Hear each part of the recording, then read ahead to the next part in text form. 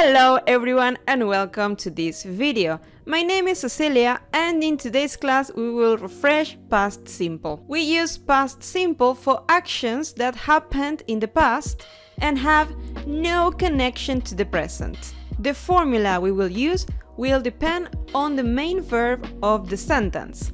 If the main verb is verb to be, we will simply replace am, is or are with was or were. We will use was for I, she, he, it, and were for you, we, they.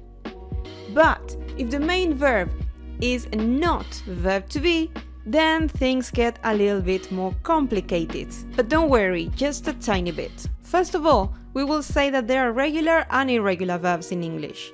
The main rule is that all verbs are regular except the irregular ones. For that, you can refer to other of my videos in which I explain how to study the list of irregular verbs and also how to pronounce and how to write down all the regular verbs. So, if the main verb of a sentence is not verb to be, that is, it is any of all the other hundreds and hundreds of possibilities, the formula we will use will be the following. For affirmative sentences, we will put first the subject and then the verb.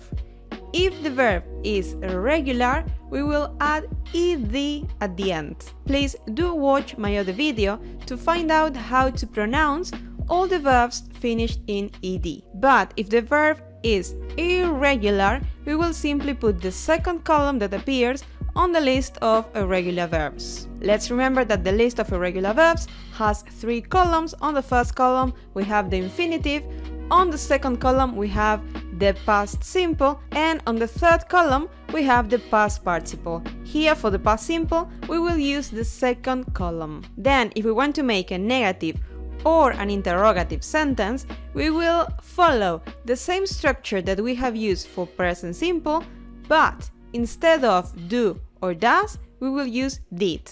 So for example, to make a negative sentence, we will use first the subject, then did and not, that can also be turned into didn't, and then we will also use the verb in its infinitive form. It is very important to remember that whenever we are using an auxiliary verb, that is for example did, the main verb goes in its infinitive form. So for example, she didn't work yesterday. Then if we want to make a question, first we will use the auxiliary, that is did, then we will use the subject, that can be either she, he, it, we, you, they, or a name, and then we will use the main verb in its infinitive form. For example, did she work yesterday? Here we also have some spelling rules for all the verbs finished in ed, but please do watch my other video about its pronunciation. So we will use the ending in ed for all the regular cases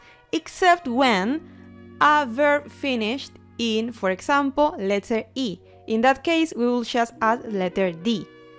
And if a verb finished in Y, we will take out the letter Y and we will replace it with an I, and then we will put ED. And also, whenever we have a vowel and then a consonant, we will put another consonant and then ED. For example, stop and stopped. So that was it for today. Thank you very much for watching this video. I hope you have found it useful and see you again in our next video. Bye bye!